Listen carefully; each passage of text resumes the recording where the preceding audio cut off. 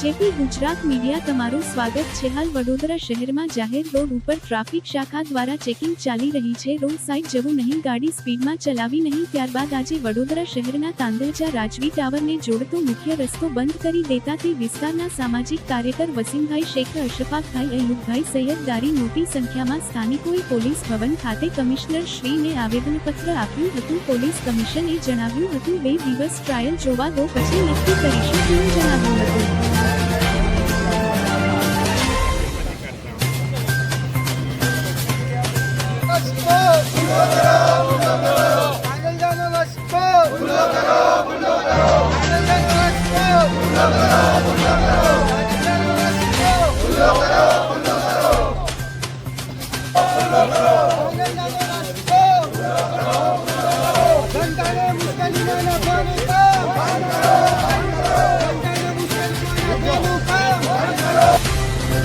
સૌથી મોટી સમસ્યા એ છે કે અટલ બ્રિજ જે વર્ષો પહેલાં બનાવવામાં આવ્યો તે અટલ બ્રિજની ડિઝાઇન ફોલ્ટી છે।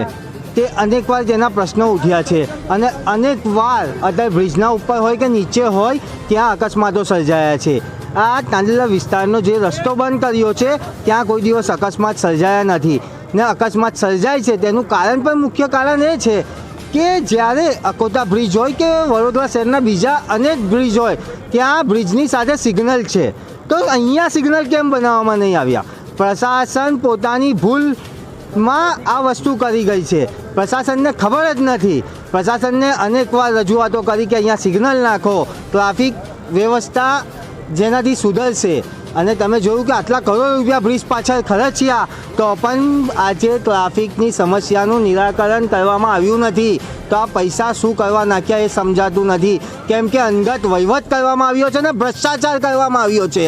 અને તાંદલા વિસ્તારનો જે રોડ છે તે અત્યારે બ્રિજ અસ્તિત્વમાં નહોતું, તેના પહેલાં રોડ અસ્તિત્વમાં હતો તો તે રોડ બંધ કરવામાં આવ્યો છે। આગળ 2 બીજા રોડ છે, ટર્નિંગ છે, તે બંધ કરવામાં નહીં આવ્યા અને ફક્ત ને ફક્ત તાંદલા વિસ્તારના નાગરિકોને મુસીબતમાં નાખવા માટે આ રોડ બંધ કરવામાં આવ્યો છે।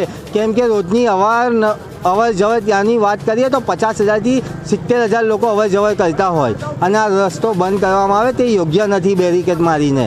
તો મારી માંગણી એ જ છે કે વહેલામાં વહેલી તકે રસ્તો ખોલવામાં આવે, નહીં તો ઉગ્ર આંદોલન કરવામાં આવશે। વસીમ શેખ।